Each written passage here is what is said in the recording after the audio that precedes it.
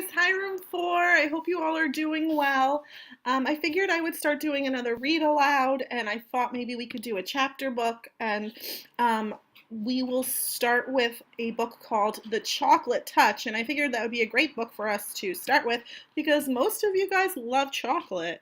So I'm going to read the book, The Chocolate Touch, to you guys. I figured I would do maybe a chapter a day or a chapter every other day, and I'll post it in our Google Classroom, and you can just follow along and listen to the book whenever you want. So I'm going to get started. And again, the book is called The Chocolate Touch. Chapter 1. Most of the time, John Midas was a very nice boy. Every now and then, of course, he broke a rule, such as the rule against pretending to be a tiger when his sister Mary was supposed to be getting to sleep. Generally speaking, however, he behaved very well. He should have behaved better. He lived in a comfortable house surrounded by a green lawn and wide-spreading shade trees that were suitable for climbing. His mother was gentle as well as practical. His father, when he didn't have to hurry to town, spent hours telling John interesting things about baseball, beetles, birds' nests, boats, brigands, and butterflies. John went to school and liked it. His teacher, Miss Plimsoll, was fairly easy to get along with, as long as he did careful work. He had received a new shiny golden trumpet and music lessons as a going-to-school present. Mrs. Quaver, the music teacher, had soon agreed to let him play small parts, a few notes at a time, with the school orchestra. Finally, there was Susan Buttercup, who was in his class. Susan had soft yellow curls, round pink cheeks, blue eyes, and one of the best collections of marbles in the neighborhood. Just move me around. John should have been completely well behaved, but he wasn't. He had one bad fault. He was a pig about candy. Boiled candy, cotton candy, licorice, all sorts. Old-fashioned toffee, candied orange and lemon slices, Cracker Jack, jelly beans, fudge, black currant, lozenges for ticklish throats, nougat, maroons glossius, never heard of that, sorry guys, acid drops, peppermint sticks, lollipops, marshmallows, and above all, chocolates. He devoured them all.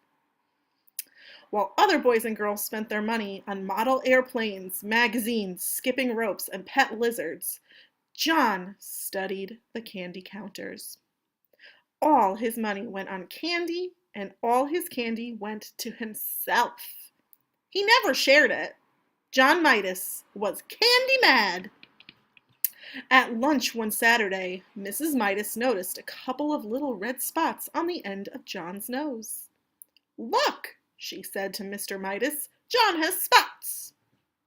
Mr. Midas leaned forward to look at them. He gravely shook his head and clicked his tongue.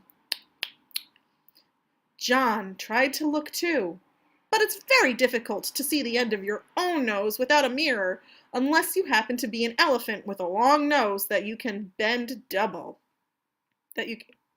When John tried to look at the end of his nose, first with one eye, and then with the other, and then with both together, all he could see was a pink blur.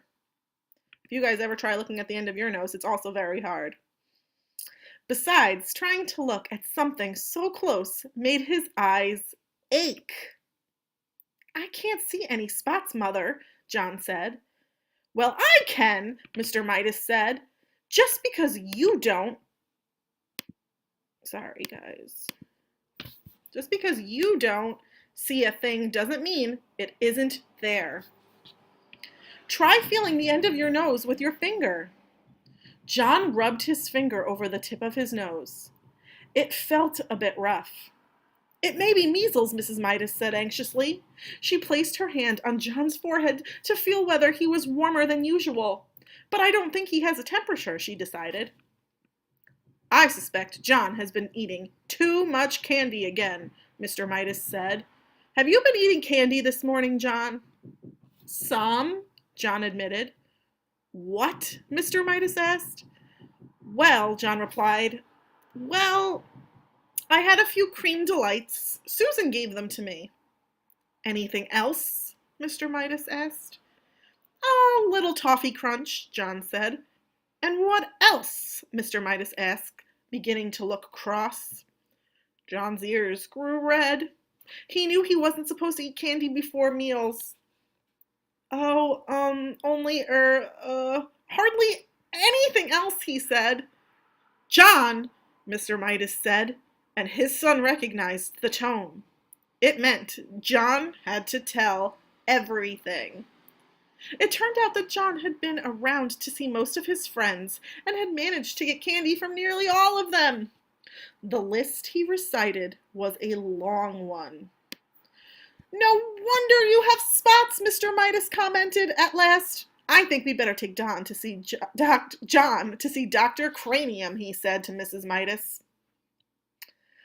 Now, Dr. Cranium was a tall, thin man with a bald head and a gray mustache.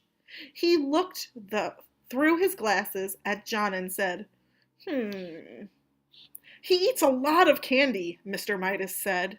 He hasn't been eating his meals properly, Mrs. Midas said. That's just what I thought, Dr. Cranium said. I can tell by looking at him that he eats too much candy. The doctor shone a little electric light into John's right ear. Then he shone it into John's left ear. Then he shone it at John's nose. He told John to open wide and say, ah! Then he shone the light into John's mouth. Much too much candy. Gracious me, he seems to be full of candy. He told John to sit down and relax. Then he picked up a small rubber-headed hammer and gave John a light tap on the right knee, just below the joint. John's foot gave a weak kick. John giggled. It's nothing to laugh about, Mr. Midas said. No, John, the doctor reproved him. A healthy little boy who didn't eat too much candy would kick harder than that. I'm sorry, John said politely, but I can kick harder if you want me to. He gave a sudden high kick, which knocked the hammer out of Dr. Cranium's hand. It landed on its rubber head and bounced across the room.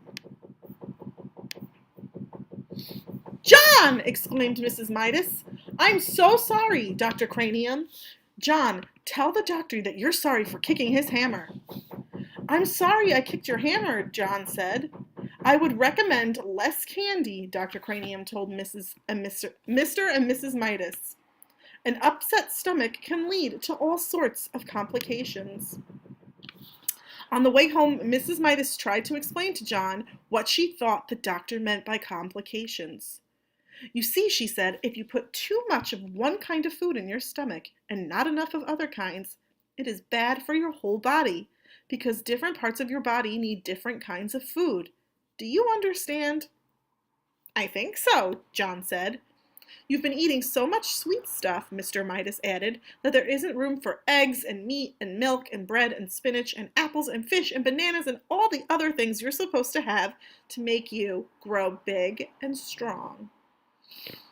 I like bananas, John said, especially in thin slices covered with chocolate. They're called banana surprises. Mr. Midas looked at Mrs. Midas, and Mrs. Midas looked at Mr. Midas. They both shrugged their shoulders. Sometimes it was hard to make John understand things. At home, while Mrs. Midas was busy in the kitchen, Mr. Midas continued to reason with John. You mean you'd rather eat candy than anything else?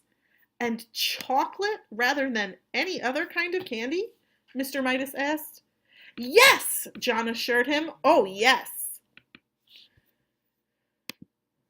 Don't you think there's such a thing as enough? Mr. Midas persisted.